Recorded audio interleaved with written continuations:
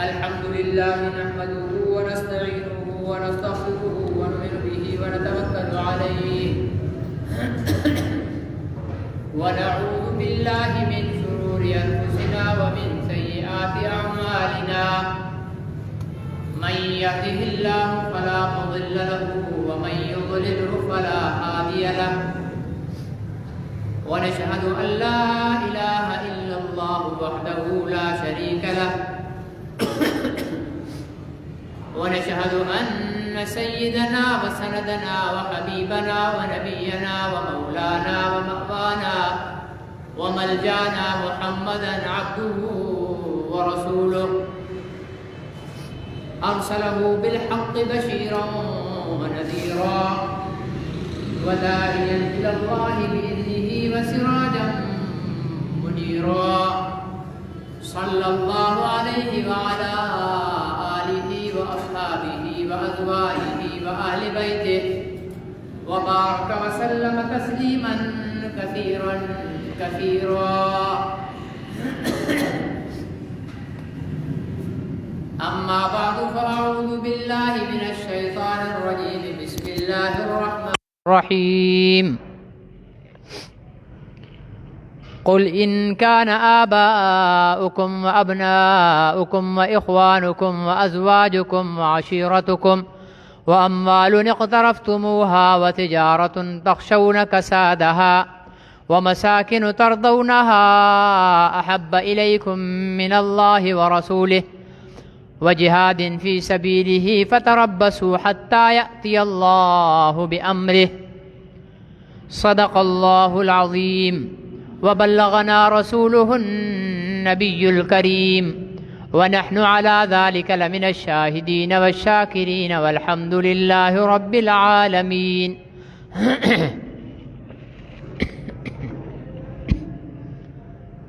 محترم بزرگوں اور بھائیوں،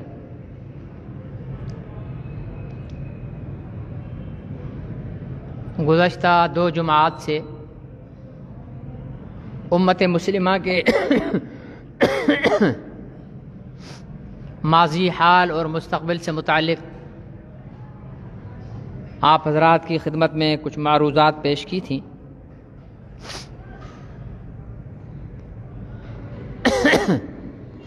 پہلے جمعے پر مسلمانوں کے ماضی، شاندار ماضی کے بے مثال واقعات آپ حضرات کے سامنے رکھے تھے۔ اس کے بعد مسلمانوں کے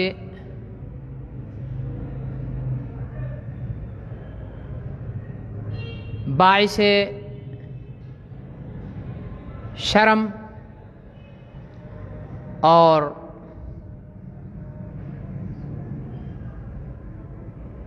پستی اور ذلت پر مبنی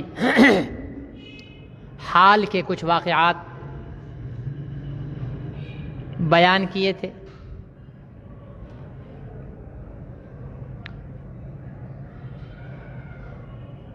کہ اس وقت مسلمان دنیا میں 190 کروڑ ہیں، یعنی قریباً 10 کروڑ کم 2 ارب مسلمان دنیا میں رہتے ہیں۔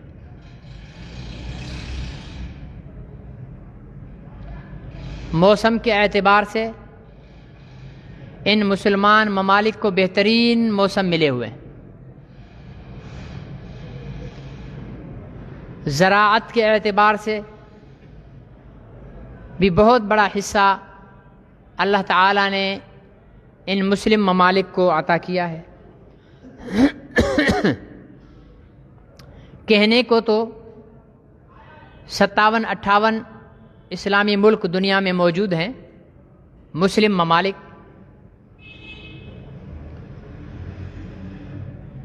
اور اکثر ممالک غیر مسلموں کے ہیں،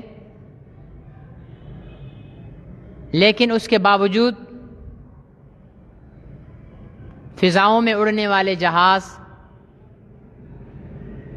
زمین پر چلنے والی گاڑیاں،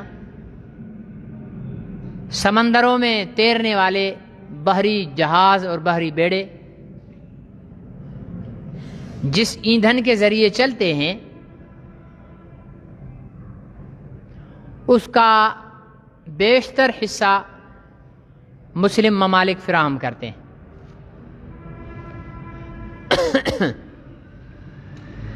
دنیا میں سب سے زیادہ جو تیل پیدا کرنے والے ممالک ہیں وہ 5 ہیں۔ 5 ممالک ہیں جو سب سے زیادہ تیل پیدا کرتے ہیں۔ اس میں ایران بھی ہے، سعودی عرب بھی ہے۔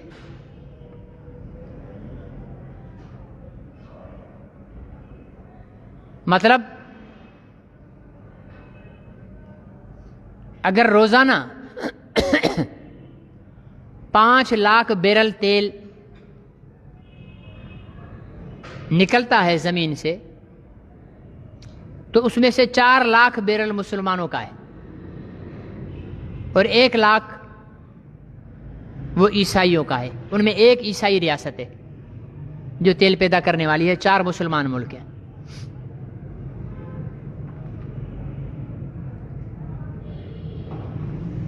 اس کو یوں بھی سمجھ لیں کہ اگر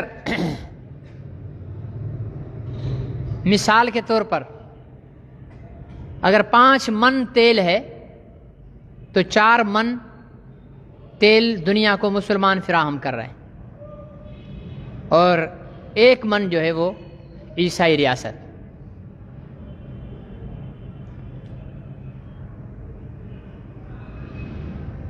ابھی آپ نے دنیا میں ایک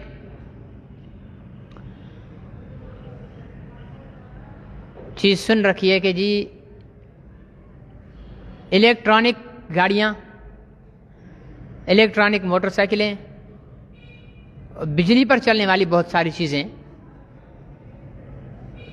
پیٹرول کا متبادل تیار کیا جا رہا ہے۔ یقین مانیے اگر یہ دنیا کے سارے پیٹرول کا ذخیرہ ان عالمی طاقتوں کے پاس ہوتا تو کبھی بھی وہ متبادل چیزیں تلاش نہ کرتے، کیونکہ ان کی معیشت اس پر قائم ہوتی۔ وہ کبھی بھی یہ نہیں سوچتے کہ پیٹرول کے علاوہ بھی کسی چیز پر گاڑی چلے۔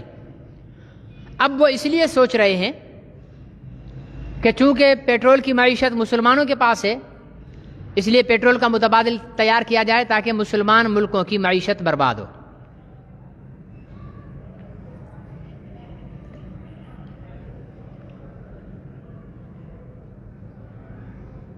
اس سب میں مسلمانوں کی پوزیشن کیا ہے؟ فلسطین چلے جاؤ، کشمیر چلے جاؤ، برما جاؤ، شام، عراق، لیبیا، افغانستان، پوری دنیا میں جہاں جہاں پر مسلمانوں پر بمباریاں ہو رہی ہیں وہ بمباری مسلمانوں کے ہی پیٹرول کے ذریعے جہازوں کے ذریعے کو اڑا کر اس سے کی جا رہی ہے۔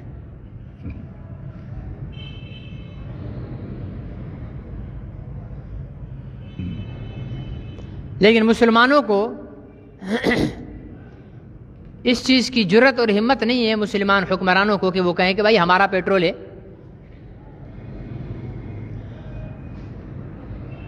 مغرب کو، عیسائی اور یہودیت کو یہ عقل آ گئی ہے کہ ابھی تو ہم طاقت کے زور پر ان سے پیٹرول اپنے قبضے میں لے کر بیٹھے ہیں، اگر کل کلام مسلمان قوت میں آ گئے تو یہ ہمارا پیٹرول روک لیں گے، اس لیے متبادل کے طور پر انہوں نے تلاش شروع کر دی ہے اور وہ پیٹرول کا متبادل دنیا میں لا رہے ہیں۔ لیکن مسلمان اس پورے صدی کے اندر ہمارے مسلم حکمرانوں کو یہ عقل اور شعور نہیں آیا کہ وہ اپنی باتیں، اپنے مطالبات اس پیٹرول کے ذریعے سے منوائیں۔ اس وقت بھی دنیا اس پوزیشن پر ہے کہ اگر 4 مسلمان ملک اپنے پیٹرول کو روک لیں، ٹھیک ہے نا، اپنے پیٹرول کو روک دیں تو ساری دنیا کفر پیروں میں گر پڑے گی۔ ان کا سارا کاروبار ہی اس پر چل رہا ہے۔ یہی وجہ ہے کہ جہاں پیٹرول مہنگا ہوتا ہے تو وہاں ہر چیز مہنگی ہو جاتی ہے. اس کا کیا سبب ہے؟ کہ سارا دار و مدار اس پر تیل پر ہے. آپ کے جہاز، آپ کی گاڑیاں، آپ کے سامان اٹھا کر لے جانے لانے والے بڑے بڑے کنٹینر، یہ سارا کچھ تیل پر چلتا ہے. تیل مہنگا ہوگا، ان کے اخراجات مہنگے ہوں گے، ان کے اخراجات مہنگے ہوں گے تو اس پر جو چیز آئے گی وہ بھی مہنگی ہوگی. شاہ فیصل رحمۃ اللہ علیہ کو شہید ذوالفقار علی بھٹو رحمۃ اللہ علیہ نے یہ شعور اور یہ بات سمجھائی تھی کہ آپ کے پاس تو بہت بڑی قوت ہے پیٹرول، اور انہیں سمجھ بھی آئی تھی، اور انہوں نے امریکہ کو پیغام بھی دیا تھا. لیکن یہ ہے نا کہ مسلمان کو کافر کبھی نقصان نہیں پہنچاتا، مسلمان کو منافق نقصان پہنچاتا ہے. یہی ہوا کہ شاہ فیصل کو اس کے بھتیجے کے ذریعے امریکی فوجیوں نے آ کر شاہ فیصل کو شہید نہیں کیا تھا، اس کے بدبخت بھتیجے کے ذریعے اس کو شہید کیا گیا. اور ذوالفقار علی بھٹو جس نے عرب دنیا کو اس پیٹرول کی طاقت کا شعور دیا تھا، اس کو اسی کے منتخب جرنیل کے ذریعے سولی چڑھا دیا.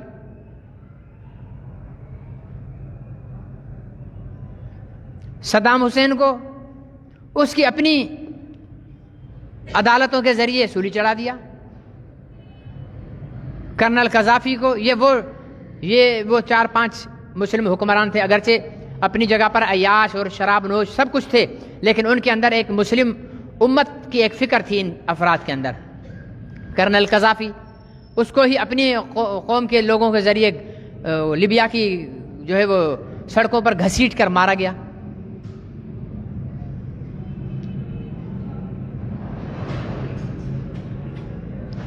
تو یہ طاقت ہونے کے باوجود حضور علیہ السلام نے صحابہ اکرام سے فرمایا کہ میری امت پر ایک زمانہ ایسا آئے گا کہ کافر ان کو مارنے کے لیے، مسلمانوں کو مارنے کے لیے ایک دوسرے کو ایسے بلائیں گے جیسے بھوکے لوگوں کو کھانے پر بلایا جاتا ہے. بھوکے لوگ ہو نا، کہیں کھانا نظر آ جائے، کیا بولیں گے؟ آ جاؤ بھائی، آ جاؤ کھانا کھاؤ، تو سارے دوڑے آئیں گے. فرمائے ایسے کافر ایک دوسرے کو بلائیں گے، آ جاؤ بھائی، آ جاؤ مسلمان ہے، مارو اس کو. تو صحابہ اکرام نے حیرت سے حضور علیہ السلام سے پوچھا، یا رسول اللہ صلی اللہ علیہ وسلم، کیا ہم تعداد میں کم ہو جائیں گے آج سے بھی؟ کیونکہ صحابہ نے تو دیکھا کہ ہم 313 تھے، 1000 پر بھاری ہو گئے، 1000 تھے تو 3000 پر احد میں بھاری ہو گئے، 3000 تھے تو 30,000 پر بھاری ہو گئے، اور 30,000 تھے تو 3 لاکھ پہ بھاری ہو گئے. تو لگتا ہے کہ پھر ہماری تعداد شاید کم ہو جائے گی. تو حضور علیہ السلام نے فرمایا نہیں، تمہاری تعداد بہت زیادہ ہوگی لیکن مسلمانوں کے اندر ایک بیماری پیدا ہو جائے گی. کیا بیماری ہوگی؟ فرمایا کہ وہن، واؤ 2 چشمی ہے نون، وہن کی بیماری پیدا ہو جائے گی. صحابہ نے عرض کیا، یا رسول اللہ یہ وہن کیا ہے؟ یہ وہن کیا ہے؟ حضور علیہ السلام نے فرمایا کہ حب الدنیا و کراہیت الموت، دنیا کی محبت اور موت سے نفرت. موت ناپسند ہوگی، اور ایمان والے کو موت ناپسند نہیں ہوتی ہے. کیوں؟ کہ ایمان والا تو اگر ایمان کی حالت میں مرتا ہے تو بس سانس نکلنے کے دیے رہے، رب سے ملاقات ہے اس کی. یہ موت یہ تو ایک پردہ ہے، صرف ہٹے گا اور رب سے ملاقات ہو جائے گی. یہ ایسے ہے کہ کوئی دوسرے کمرے میں محبوب بیٹھا ہوا ہے اور ہم کمرے کے باہر محبوب کے دیدار کے لیے منتظر ہیں، اور آدمی ہمیں کہیں کہ بھائی چلو محبوب کے پاس دیدار کرنے، ہم بولے نہیں نہیں نہیں نہیں نہیں. تو جو سچا عاشق ہوگا وہ تو کہنے سے پہلے جھٹ دروازے کے اندر گھسے گا. موت تو ایک اللہ سے ملاقات کا دروازہ ہے صاحب ایمان کے لیے، نیک اعمال کرنے والے کے لیے. ہمیں موت کیوں بری لگتی ہے؟ اگر میں یہاں جتنے بیٹھے ہوئے ہیں ان میں سے کسی کو کہوں کہ بھائی آپ میں سے مرنا کون چاہتا ہے، تو کوئی بھی نہیں ہاتھ اٹھائے گا، ٹھیک ہے نا؟ کوئی نہیں کہے گا ہاں جی بھلے میں تیار ہوں جب موت آئے۔ کیوں؟ اس لیے کہ ہم نے دنیا پر اتنی محنت کر لی ہے کہ اسے چھوڑنے کا دل نہیں کرتا، ٹھیک ہے نا جی؟ 50 لاکھ کا گھر بنا لیا ہے، 15 لاکھ کی گاڑی لے لی ہے، 1 کروڑ کا دکان ہے، ٹھیک ہے جی؟ کاروبار جمع ہوا ہے، اب اس کو چھوڑنا ذرا مشکل لگتا ہے۔ فرمایا کہ جب مسلمانوں کے اندر وہن کی بیماری پیدا ہوگی تو وہ دنیا سے محبت کریں گے اور موت کو ناگوار جانیں گے، موت کو ناگوار جانیں گے۔ موجودہ دور میں صرف مجاہدین اسلام کے علاوہ سب موت کو ناگوار سمجھ رہے ہیں۔ جو میدان جہاد میں ہے نا، وہ لوگ موت کو ناگوار نہیں سمجھتے، وہ تو موت کے ایسے عاشق ہیں جیسے لیلا کا عاشق مجنوں ہے۔ مجاہدین اسلام کے لیے موت لیلا ہے۔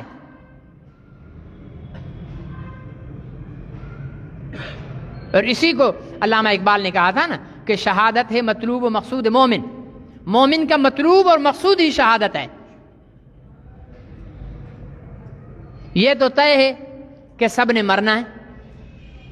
اگر کوئی کہہ دے کہ جی میں نہیں مرتا تو ہاتھ اٹھائے، سب نے مرنا ہے، چاہیں یا نہ چاہیں۔ ایسا نہیں ہے کہ فرشتہ آ کر کہے گا حضرت مولوی صاحب آپ تقریریں بڑی اچھی اچھی کرتے ہیں، اگر آپ چاہیں تو یہاں تشریف رکھیں، بھلے میں پھر آ جاؤں گا۔ نہیں، مولوی صاحب ہے یا قاری صاحب ہے، تلاوت اچھی کرتا ہے یا تقریر اچھی کرتا ہے، روح نکالنی ہے اس نے، ٹھیک ہے نا جی؟ روح نکالے گا، موت آئے گی۔ لیکن جب موت آئے گی تو عقل مند انسان وہ ہے جو اللہ سے اچھی موت مانگے۔ دنیا میں دل لگا کر کبھی اچھی موت نہیں ملے گی۔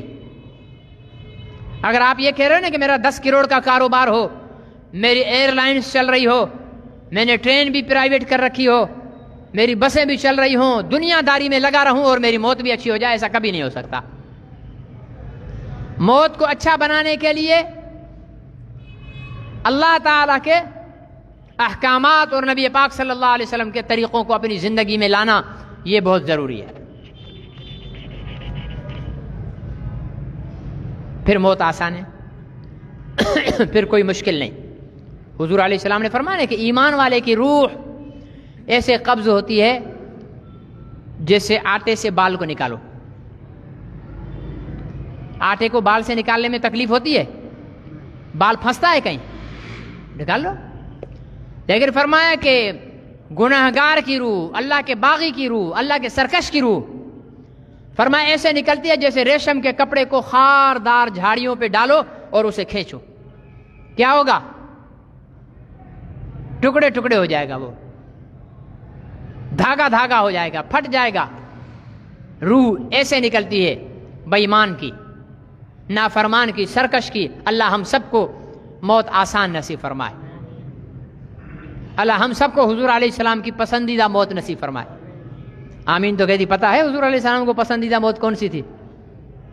شہادت کی موت۔ تو جو اہل ایمان ہیں وہ موت کو ناپسند نہیں کرتے، اور ہماری ذلت، ہماری پسپائی، رسوائی اس لیے ہے کہ ہم موت کو ناپسند کر رہے ہیں اور دنیا سے محبت کر رہے ہیں۔ ہم نے حلال اور حرام کی چیز تمیز کو چھوڑ دیا۔ بس پیسہ آئے کہیں سے بھی آتا ہے، ٹھیک ہے نا؟ میں مختار کار لگا ہوا ہوں، سارے تپے داروں کو آرڈر دے رکھا ہے کہ بھائی منتھلی مجھے اتنی دینی چاہیے۔ میں ایس ایچ او لگا ہوا ہوں، تمام چیک پوسٹوں کے انچارجوں کو میں نے آرڈر دیا ہوا کہ بھائی منتھلی اتنی پوچھنی چاہیے مجھے۔ میں ایس پی ہوں تو تمام ضلع کے تھانوں کے ایس ایچ اوز کو پابند بنایا ہوا کہ منتھلی، اب وہ منتھلی اپنی جیب سے دیں گے. بڑا حرام خور ہے تو نیچے سارے بھی حرام کھائیں گے اور حرام کھلائیں گے.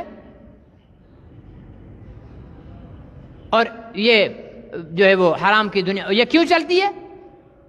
تب چلتی ہے جب دنیا کی محبت ہمارے دل میں ہو. جس کی محبت ہوتی ہے اسی کو حاصل کیا جاتا ہے نا. اگر لڑکے کو کسی لڑکی سے محبت ہو جائے تو اس سے شادی کرنے کی کوشش کرے گا. کیوں؟ کہ پسند ہے مجھے، یہ میری بیوی بنے. اگر اسی طرح دنیا سے محبت ہے تو انسان دنیا کو حاصل کرے گا، اسے جمع کرے گا. اور محبت انسان کو اندھا کر دیتی ہے. کسی بھی چیز کی محبت اسے اندھا اور گونگا کر دیتی ہے. اس کی جس سے آپ کو محبت ہوگی اس سے آپ کو کبھی بھی برائی اس کی نظر نہیں آئے گی. جس دن محبت کا بخار ٹوٹا اس میں ہزار عیب نظر آئیں گے. حرام مال ہے، اس کی ہم محبت میں مبتلا ہیں. ہمیں نظر نہیں آئے گا کہ حرام مال کھلا کر ہم اپنی اولاد کو جوان کر رہے ہیں، یہ بڑی ہو کر ہمارے کو جوتے مارے گی. جس اولاد کو حرام کے لقمے سے پالا گیا ہے وہ ماں باپ کو کبھی نفع نہیں دے سکتی ہے. یہ ہو ہی نہیں سکتا. یہ خدا کا اصول ہے. اس لیے اگر کوئی اپنی اولاد کو فرما بردار کرنا چاہتا ہے، وہ یہ چاہتا ہے کہ میری اولاد میری فرما بردار ہو، تو اسے حلال کا لقمہ کھلائے، چاہے ایک کھلائے، تھوڑا کھلائے، حلال کا کھلائے. آپ حرام کا اپنی اولاد کو کھلا کر دنیا میں تو ان کو خوش کر دو گے، ان کو خوش کر کے قبر میں جانے کے بعد ان کی طرف سے بھی جوتے ہم کھائیں گے. پوچھا تو جائے گا نا کہ پیسہ کیسے کمایا ہے؟ یہ اولاد کے لیے کمایا. اچھا اولاد کے لیے کمایا، اب جوتے کھا رہا ہے نا، بلا اولاد کو تجھے چھڑائے.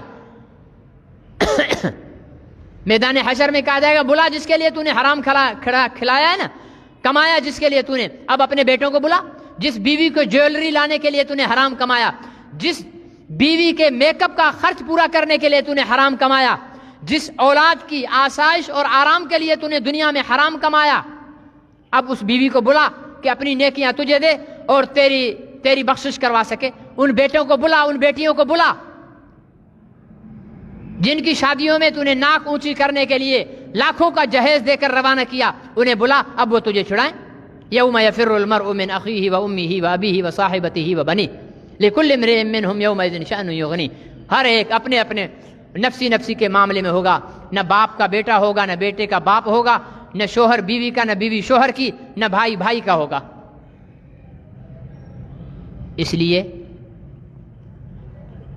اولاد کے ساتھ اگر ہم مخلص ہیں تو ہم وہ کام کریں جو اولاد کی آخرت کا بھی بھلائی کا ہو اور ہماری آخرت کی بھی بھلائی کا ہو. اور وہ کیا ہے؟ حلال کھلاؤ، حلال کھاؤ.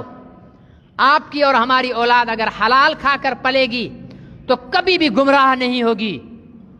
جب وہ گمراہ نہیں ہوگی، وہ دین پر چلنے والی ہوگی، تو جب ہم مر جائیں گے تو ہماری اولاد کے نیک اعمال، ان کا اجر و ثواب ہم قبر میں جانے کے بعد ملتا رہے گا. اسی لیے نیک اولاد کو صدقہ جاریہ کہا گیا ہے. تو میرے عزیز دوستو، بات میں یہ کر رہا تھا کہ اس وقت مسلمان اکثریت میں ہونے کے باوجود، ٹھیک ہے، اکثریت میں ہونے کے باوجود کفر کے سامنے جھکے ہوئے ہیں. کفر کے سامنے، اور اس کے جھکنے کی تازہ ترین مثال ہمارے سعودی عرب کے بدلتے ہوئے حالات ہیں. سعودی عرب جہاں اسلام کے قانون کے مطابق عورت پردے میں رہا کرتی تھی، سعودی عرب جہاں اذان کے بعد دکانیں بند ہو جایا کرتی تھیں، سعودی عرب جہاں چوری پر ہاتھ کٹتا تھا، سعودی عرب جہاں زانی کو سنسار کیا جاتا تھا، پوری دنیا کے لیے ایک رول ماڈل تھا. لیکن آج سعودی عرب کے حکمران، ٹھیک ہے، اس بدبخت انسان کا نام اچھا ہے جو ولی عہد ہے، محمد نام ہے اس کا، جو امریکی پٹھو ہے، یہودی ایجنٹ ہے، یہودیوں کی گود میں پل کر آیا ہے سعودی عرب میں، اس نے وہاں عورتوں پر سے پردہ، بولا کہ عورت آزاد ہے، پردہ کرے نہ کرے، مخلوط تعلیم کہ لڑکیاں اور لڑکے مل کر کالج اور یونیورسٹی میں پڑھیں، ڈانس کلب۔ ان بدبختوں کو اتنی عقل نہیں ہے کہ تمہارے حرم کے اندر ابراہیم علیہ السلام کے پیروں کے نشانات پتھر پر چسپاں ہیں، اور ان بدبختوں نے ایک امریکی کنجر کو بلا کر اس کے ہاتھوں کے نشان میوزیم میں لگائے ہیں۔ اللہ کے نبی ابو الانبیاء مقام ابراہیم جو حج پر جا چکے ہیں انہیں پتہ ہوگا کہ وہ کون سی جگہ ہے، کعبے کے ساتھ ایک مقام ابراہیم ہے، وہاں پتھر ہے۔ اس پتھر کی خصوصیت کیا تھی کہ حضرت ابراہیم علیہ السلام جب کعبہ تعمیر کر رہے تھے تو اس پر کھڑے ہو کر تعمیر کر رہے تھے، اور قدرتی طور پر ابراہیم علیہ السلام کے پیروں کے نشان اس پر اللہ تعالیٰ نے بنا دیے۔ جیسے کوئی گیلی مٹی پر پیر رکھو تو نشان بن جاتا ہے نا، ایسے اس پتھر پر حضرت ابراہیم علیہ السلام کے پیروں کا نشان ہے۔ اور اس پتھر کی خاصیت یہ تھی کہ جب دیوار اونچی ہوتی تھی تو وہ پتھر اونچا ہوتا جاتا تھا لفٹ کی طرح، یہ معجزاتی طور پر۔ پھر جب حضرت ابراہیم نیچے اترتے تو وہ نیچے ہو جاتا تھا۔ اتنی بڑی نعمت سعودیوں کے پاس موجود ہے، اور یہ ایسے نہیں ہوا ہے، یہ حکمران یوں ہی فیصلے نہیں کرتے، عوام کی بدعمالیوں کا نتیجہ ہوتا ہے۔ اللہ تعالیٰ کوئی ایسا مجاہد پیدا کر دے، ایسا دلیر پیدا کر دے جو مکہ اور مدینہ، ٹھیک ہے نا جی، ان دو شہروں کو الگ سے پاک کر دے، ان سارے منحوسوں سے۔ کوئی بھی منحوس، آمین نہیں بولتے نا، ڈرتے ہو، ہاں ڈر ڈر کر بولو، چلو ڈر کر بھی بولو تو صحیح۔ اللہ منحوسوں کے سائے سے حرمین شریفین کی حفاظت فرمائے۔ جو یہودیوں کے کہنے پر دنیا کے کنجروں کو بلا کر مخلوط ڈانس کروا رہے ہیں، کیا پتا ہے کہ کل وہ یہودیوں کو بلا کر مدینہ ان کے حوالے کر دیں؟ پھر کیا پتا ہے کہ وہ امریکہ کے حوالے مکہ کر دیں؟ آل سعود کے باپ کی جاگیری تو نہیں ہے مکہ مدینہ، پوری امت مسلمہ کی یہ امانت ہے۔ 1,90,1,90,00,000,000 مسلمانوں کے دلوں کی دھڑکن ہے مکہ اور مدینہ۔ آپ کی بھی ہے، بولتے نہیں ہیں۔ 2 کلو کی سر ہم سب ہلا رہے ہیں، زبان سے کوئی نہیں بول رہے، ہم سب کی ہے۔ ہمارے دل میں مکہ ہے، ہمارے دل میں مدینہ ہے، اور وہ اس لیے نہیں کہ مدینہ مدینہ ہے اس لیے وہ ہمیں پیارا ہے، یا مکہ مکہ ہے اس لیے وہ ہمیں پیارا ہے۔ اس لیے پیارا ہے کہ ایک شہر میں میرے محبوب پیدا ہوئے اور دوسرے شہر میں میرے محبوب کا روضہ ہے۔ کوئی اور سبب بھی ہے؟ مکے اور مدینے سے زیادہ روشنیاں آپ کو نیو یارک میں ملیں گی، لندن میں ملیں گی، دنیا جہان کے بڑے بڑے ممالک کے اندر آپ کو ملیں گی، لیکن وہ روشنی جو دل کے اندھیرے کو دور کرے وہ صرف مکہ اور مدینہ میں ملے گی۔ وہ روشنی جو ہماری اندھی آنکھوں کو روشنی اور بینائی عطا کرے گی وہ صرف مکہ اور مدینہ میں ملے گی۔ اللہ مکہ اور مدینہ کی حفاظت فرمائے۔ لوگ تو اس پر افسوس کر رہے ہیں کہ تبلیغی جماعت پر پابندی لگا دیے۔ میں تو اس فکر میں ہوں کہ ایسے بدبخت حکمران کہیں مکہ اور مدینہ کو یہودیوں کے حوالے نہ کر دیں، کہیں آل سعود اور آل یہود مل نہ جائیں۔ لیکن انشاءاللہ ایسا مسلمان کرنے نہیں دیں گے، پوری دنیا سے قافلے پہنچیں گے وہاں حرمین کی حفاظت کے لیے، ایسا کبھی بھی نہیں ہوگا۔ باقی رہی تبلیغی جماعت پر پابندی لگا دی، لگاتے رہو۔ دین کا کام کسی کی اجازت کا محتاج ہوتا ہے؟ پابندی تو مکہ کے قریشیوں نے بھی نبی پاک پر لگائی تھی نہیں لگائی تھی؟ آج دنیا کے کونے تو کونے تک محمد رسول اللہ کا پیغام پہنچ گیا ہے، کوئی روک سکے؟ انہوں نے قتل کرنے کے منصوبے بنائے، ناکام ہو گئے۔ انہوں نے شعب ابی طالب میں قید کیا، ناکام ہو گئے۔ انہوں نے جنگ بدر، احد، حنین، تبوک جنگیں کی, ناکام ہو گئے.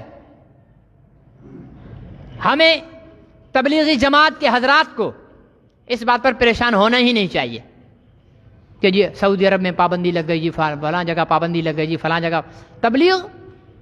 تبلیغ تو اکیلا آدمی بھی کر سکتا ہے نا. تبلیغ کا مطلب کیا ہے؟ دین کو پہنچانا, اچھے نمونے سے پہنچانا, دین کی سمجھ دینا, دین کا شعور دینا. کہا کہ جی یہ تبلیغی جماعت والے بدعتی ہیں. بھائی کون سی بدعت ہے ان میں؟ 6 نمبر بیان کرتے ہیں. پہلا نمبر ہے لا الہ الا اللہ محمد رسول اللہ. یہ بدعت ہے؟ بولیے. لا الہ الا اللہ محمد رسول اللہ کی دعوت دینا بدعت ہے؟ نہیں ہے. ایک بھی ان کے 6 نمبروں میں سے کوئی ایک نمبر بتا دو کہ یہ بدعت. اختلاف ہوگا, میرے کو بھی ہوگا اور ہے, لیکن ان کی نیت پر ہمیں شک نہیں ہے. وہ اللہ کی رضا کے لیے کام کر رہا ہے. اور اس سعودی عرب کی پابندی یا کس کی, مجھے حیران کی امریکہ میں پابندی نہیں ہے, سعودی عرب میں پابندی ہے. انڈیا میں پابندی نہیں ہے, سعودی عرب میں پابندی ہے. لگاؤ بھائی پابندی. اور یہ ان لوگوں نے خود نہیں, وہ جو میں کہتا ہوں نا کہ ایک عمران خان ہمیں پاکستان میں ملا ہے, ایک عمران خان سعودیوں کو ملا ہے. اس عمران خان کا نام ہے محمد بن سلمان. میں محمد اس کا نام بار بار نہیں لیتا ہوں اس لیے کہ وہ بہت مقدس نام ہے, اور یہ خبیث ایسا نہیں ہے کہ اس کے اوپر یہ مقدس نام چسپاں کیا جائے. ٹھیک ہے نا جی. تو وہ عمران خان سعودی اور یہ عمران خان پاکستانی. یہ بھی یہودیت کا ایجنڈا پورا کرنے آیا ہے, وہ بھی یہودیت کا ایجنڈا پورا کرنے آیا ہے. یہ بھی ختم نبوت کے بل کو ختم کرنے آیا تھا, کر سکا؟ بولو. یہ بھی مدارس کو مٹانے آیا تھا, مٹا سکا؟ نہیں. پتہ ہے کیوں؟ اس لیے کہ یہاں سیاست میں علماء زندہ ہیں. سعودی عرب میں کوئی علماء کی سیاست نہیں ہوتی ہے. وہاں علماء کو حجروں میں بٹھا دیا ہے, وہاں علماء کو ممبروں پہ بٹھا دیا ہے, وہاں علماء کو مساجد کے مصلوں پر بٹھا دیا ہے. یہ ہوتا ہے علماء کا سیاسی میدان میں کردار. یہ ہوتی ہے جو ہے اسلام کی سیاسی قوت. اس لیے یہاں پر یہودیوں کو اپنا کام کرنے میں بڑی دشواری ہے, سعودی عرب میں نہیں ہے, کیونکہ وہاں علماء سیاست میں ہے ہی نہیں. وہاں علماء سیاست میں نہیں ہے. مصر میں علماء سیاست میں نہیں ہے, عرب امارات میں علماء سیاست میں نہیں ہے, کویت میں علماء سیاست میں نہیں ہے. تو وہاں کے حکمران وہاں کے علماء کو داڑیاں منڈا کر اور مسلح پر کھڑا کر دیتے ہیں. عوام کچھ بولتا نہیں ہے. کیوں؟ کہ عوام کو شعور دے گا سیاسی مولوی, انقلاب لائے گا سیاسی مولوی. انقلاب تسبیح سے صرف تھوڑی آ جاتا ہے, نکلنا پڑتا ہے, میدان میں آنا پڑتا ہے, گالیاں کھانی پڑتی ہیں, پتھر کھانے پڑتے ہیں, تانے سننے پڑتے ہیں. اگر مسلوں سے صرف انقلاب آ جاتا تو محمد رسول اللہ صلی اللہ علیہ وسلم سے بڑا تو دنیا میں کوئی عالم دین ہی نہیں ہے. وہ مسلح پر بیٹھ کر کہہ دیتے یا اللہ مکہ فتح کر دے. کیا ضرورت پڑی تھی کہ 8 سال کے بعد لشکر لے کر مکہ معظمہ آئے؟ کیا ضرورت پڑی تھی ان کو کہ 1000 بدریوں کا مقابلہ کرنے کے لیے 1000 بدر کے میدان میں کافروں کا مقابلہ کرنے کے لیے 313 کو لے کر گئے تھے؟ کیا اگر ہاتھ اٹھا لیتے تو وہ مشرکین مکہ تباہ نہ ہو جاتے؟ دعا سے کر لیتے کہ یا اللہ پوری دنیا میں اسلام پھیلا دے, تو پھیل جاتا اسلام.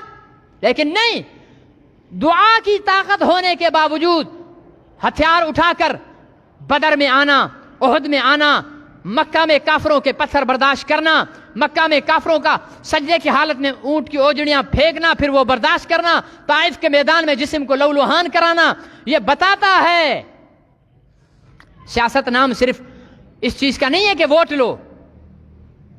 سیاست نام ہے, اسلامی سیاست نام ہے حق گوئی کا, اسلامی سیاست نام ہے باطل کو باطل کہنے کا, اسلامی سیاست نام ہے حق کو حق کہنے کا, اسلامی سیاست نام ہے حقیقت بیان کرنے کا, اسلامی سیاست نام ہے باطلوں کے سامنے نہ دبنے کا, اسلامی سیاست نام ہے فرعونوں کے سامنے نہ جھکنے کا.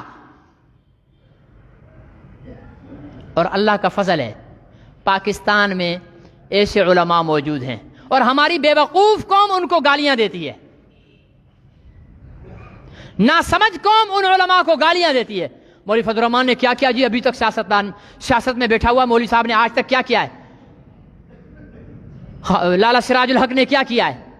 علامہ نورانی نے کیا کیا ہے؟ مولویوں نے آج تک کیا کیا؟ مولویوں نے ہی کیا ہے کہ تمہاری مسجدوں کو تالے نہیں لگے، مولویوں نے ہی کیا ہے کہ تمہارے مدرسے چل رہے ہیں، مولویوں نے ہی کیا ہے کہ تمہاری مسجدوں کے میناروں سے آوازیں آذان کی گونج رہی ہیں۔ پوری دنیا میں مسجدیں بند ہو گئی تھی کرونا کے فتنے میں، پاکستان واحد ملک تھا جہاں مسجدیں کھلی ہوئی تھی۔ جائزہ دیکھ لو، یہ کس کی طاقت تھی؟ یہ سیاست کے میدان کے علماء کی قوت تھی، ان کا رعب تھا، ان کا دبدبا تھا۔ انہوں نے حکمرانوں کو گھٹنے ٹیکنے پر مجبور کر دیا کہ مسجدیں بند نہیں ہوں گی۔ جا کر پوچھو تو مصر والوں سے، جا کر پوچھو تو ترکی والوں سے، جا کر پوچھو تو مکہ اور مدینہ سے۔ ائمہ حرمین دھاڑے مار مار کر رو رہے تھے مسجد نبوی اور مسجد حرام میں۔ اس وقت جب نماز پڑھتے تھے جو نظر کرتے تھے تو پوری مسجد خالی ہے، 5-10 نمازی کھڑے ہوئے ہیں، تو وہ نماز کی نیت باندھ کر سورہ فاتحہ دھاڑے مار مار کر پڑھتے تھے۔ ان کے کلیجے پھٹتے تھے مسجدوں کو ویران دیکھ کر۔ تم خوش نصیب ہو پاکستان کے مسلمانوں کہ تمہارے علماء سیاست کے میدان میں ہیں اور اپنی قوت کو منوا رہے ہیں۔ اللہ مجھے اور آپ کو عمل کی توفیق نصیب فرمائے۔ سنتیں پڑھ لیجیے۔